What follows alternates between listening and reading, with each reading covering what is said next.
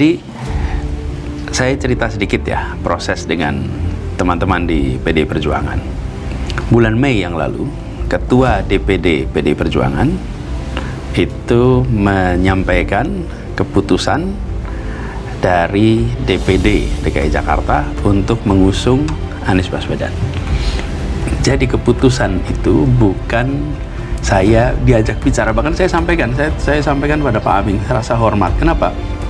Karena ketika beliau jumpa saya, itu bukan mengajak Pak Anies, saya ingin ngobrol ya, gimana kalau saya mengusulkan Pak Anies. Enggak, dia menyampaikan, Pak Anies, kami sudah memutuskan.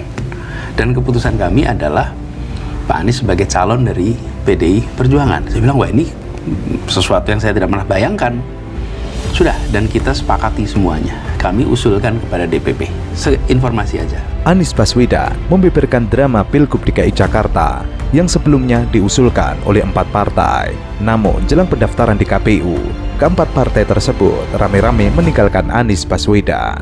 Partai Demokrasi Indonesia Perjuangan yang digadang-gadang menjadi kapal penyelamat bagi Anies Baswedan yang nyaris tenggelam, nyatanya lebih memilih mengusung kadernya sendiri, Pramono Anung dan Rano Karno. Padahal PDIP sempat dikabarkan akan mengusung Anies di saat partai-partai pendukung Anies meninggalkannya. Dukungan partai agar Anies maju di Pilgub DKI Jakarta ramai pada April-Mei lalu. Kala itu Anies belum memutuskan akan berkontestasi di pemilihan gubernur atau Pilgub Jakarta 2024. Namun, sebelah partai seperti Partai Keadilan Sejahtera, Partai Nasdem, dan Partai Kebangkitan Bangsa ancang-ancang memberikan sokongan. Bang Rano Karno di sini, dan dia bercerita berbincang 2 jam dengan Anda di hari Senin itu. Apa yang terjadi pada hari itu? Kalau yang terjadi pada saya bisa memberikan informasi yang saya saksikan dan saya alami. Yang saya saksikan, saya alami, saya bersama dengan Pak Rano Karno. Kemudian kita di sana ngobrol, diskusi, lalu sampai ada pesan datang kepada saya dan menyampaikan, Pak Anies, ini ada perkembangan dan perkembangan baru menyangkut beberapa case-case. Jadi kita tunggu dulu sampai case-case yang sedang dimunculkan waktu itu bisa dikendalikan. Case-case apa tuh maksudnya? Kelihatannya case-case hukum ya, tapi ada case-case yang membuat ini harus dikelola dulu, dan sesudah itu baru nanti saya dikabarin. PKS misalnya, dalam rapat Dewan Pimpinan tingkat wilayah telah menyepakati akan mengusung Anies sebagai calon gubernur DKI Jakarta 2024. Keputusan itu diambil setelah penjajakan dengan mitra koalisi perubahan di Pilpres 2024, yakni Partai Nasdem dan PKB. Kesepakatan bahkan sudah dilaporkan ke Dewan Pimpinan Pusat PKS. Sementara Partai Nasdem juga menginginkan Anies kembali maju. Bahkan Nasdem mengatakan Anies merupakan kandidat unggulan yang diusung partainya sebagai bakal calon gubernur DKI Jakarta pada Pilkada 2024. Sementara Anda datang hari Senin itu dengan tujuan apa, Mas Anies? Tentu atas undangan. Saya kan nggak mungkin datang ke kantor DPP tanpa ada undangan.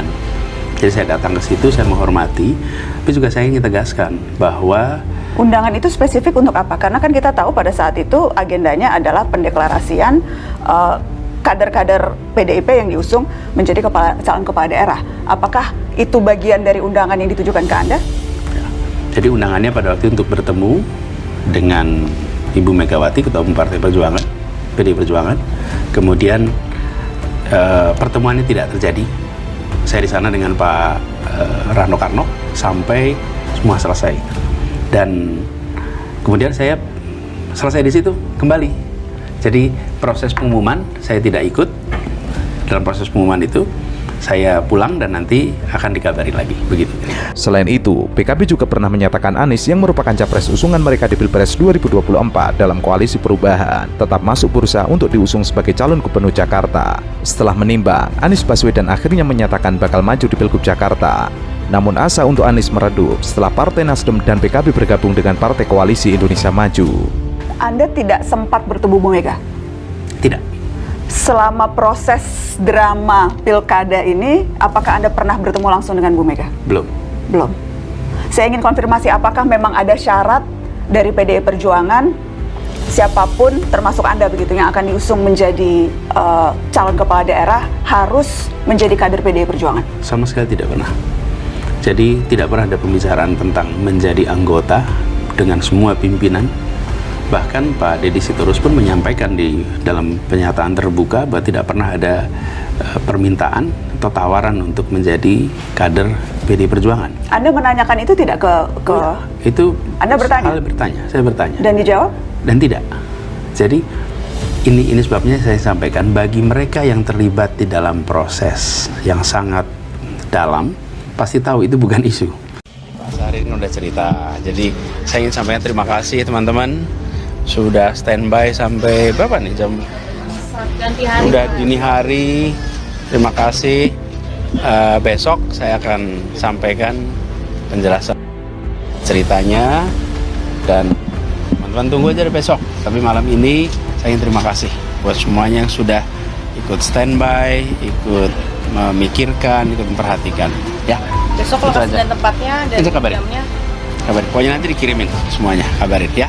Gitu ya teman-teman. Sedikit katanya aspirasi Jakarta itu lebih dekat diterima Bapak ketimbang Jabar, sementara Jabar sendiri itu tidak ada aspirasi, itu gimana ceritanya Pak? Besok semuanya jelasan. Tapi yang jelas saya ingin terima kasih buat semuanya teman-teman dan semuanya jaga semangat. Kita semua ingin jaga demokrasi kita terus sehat ya. Oke, gitu ya teman-teman ya. Komunikasi dengan PDIP. Mantan Capres 2024, Anies Baswedan akhirnya batal maju ke pemilihan kepala daerah 2024, baik di Jakarta maupun Jawa Barat. Sebelumnya, mantan gubernur Jakarta itu digadang-gadang bakal maju di 2 provinsi tersebut lewat tiket PDIP.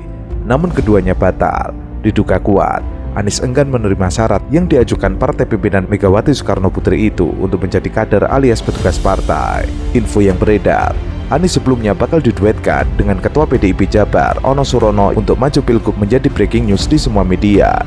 Bahkan sempat beredar tiket kereta Anies tengah bertolak ke Bandung untuk persiapan mendaftar Pilgub. Terkait kejadian demi kejadian itu, warganet ramai memasang tanda pagar Abah dalam media sosial X. Alhasil, tagar Abah menjadi trending topik di Indonesia.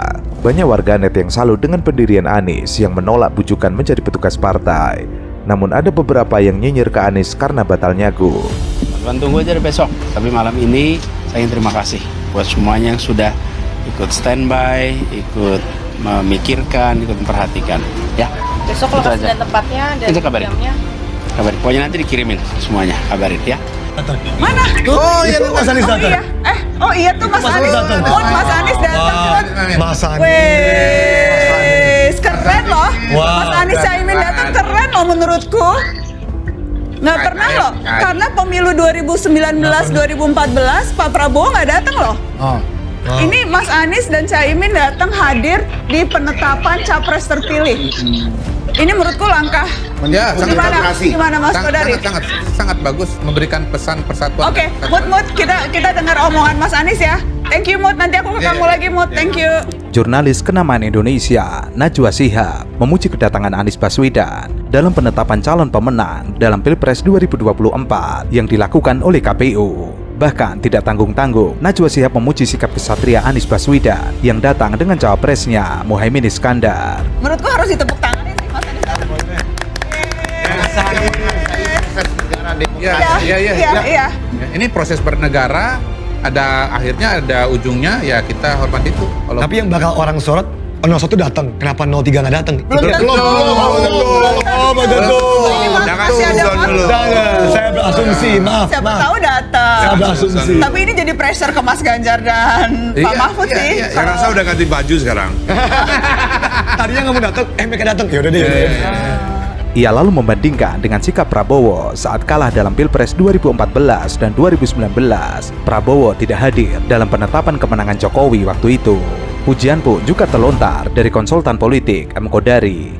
Ia mengatakan bahwa Anies menunjukkan sikap negarawan dan juga kesatria. Padahal menurut Kodari, Anieslah orang yang paling gencar melakukan kritik kepada pemerintahan. Namun usai putusan MK, Anies melakukan sikap kenegarawan yang patut dicontoh oleh generasi selanjutnya. Tapi Pak Prabowo-nya belum masuk. Tapi menurutku aku benar-benar merasa menarik sih kedatangan karena yaitu di 2014-2019 Pak Prabowo tidak hadir di acara penetapan. Gini, saya highlight lagi ya, yang paling menarik dari Mas Anies ini. Selama ini yang dianggap paling kritis, paling oposisi terhadap pemerintahan itu Mas Anies.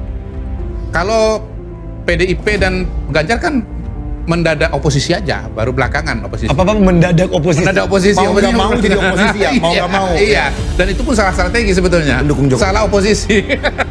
Jadi Mas Anies sebagai yang mewakili yang 20% tidak puas kepada Pak Jokowi selama ini. 26, 25. Nggak, selama ini kan kalau tingkat kepuasan terhadap Pak Jokowi kan 80%, yang tidak puas 20%. Itu segmen yang diambil oleh Mas Anies. Gitu. M. Kodari lalu memberikan highlight soal perjalanan Anies dalam Pilpres 2024. Ia adalah orang yang sejak awal memilih untuk berada di jalur perubahan. Artinya, ia adalah orang yang berseberangan dengan Presiden Jokowi. Padahal Presiden Jokowi waktu itu memiliki tingkat kepuasan 80%. Artinya, Anies hanya memiliki 20% pendukung. Dan jauh-jauh hari saya mengatakan Mas Anies peluangnya agak sulit untuk menang. Mungkin 2 tahun, 3 tahun yang lalu. Karena apa? Kolam suara dia itu cuma 20%. Jangankan 50%, 30% aja sulit untuk tembus dan nggak pernah tembus. Pada hari ini yang 20% itu datang. Gitu. Kalau pada hari ini ukurannya jangan yang 20%, ukurannya yang dia dapat suara pemilu atau masa di korting 6%, 26%. Saya menjelaskan tentang kronologi politik dan sosiologi politik. Maksudnya kan dia datang di sini sebagai capres. Berarti kan Iya, tapi sebetulnya dia secara sosiologi politik mewakili yang 20% itu, Nana. Iya. Nah, sebetulnya kolam suaranya Pak Prabowo dengan kolam suaranya Mas Ganjar itu sama, yaitu mereka yang puas kepada Pak Jokowi, gitu loh. Jadi sebetulnya kalau kita bicara antara pendukung katakanlah pemerintah dan oposisi selama ini itu Mas Anies justru yang datang gitu loh. Dan ini sebetulnya simbol yang jauh lebih kuat. Karena apa? Karena ya puas tidak puas terhadap pemerintahan Pak Jokowi pada hari ini itu menjadi bagian dari proses yang sama-sama mendukung ketatanegaraan.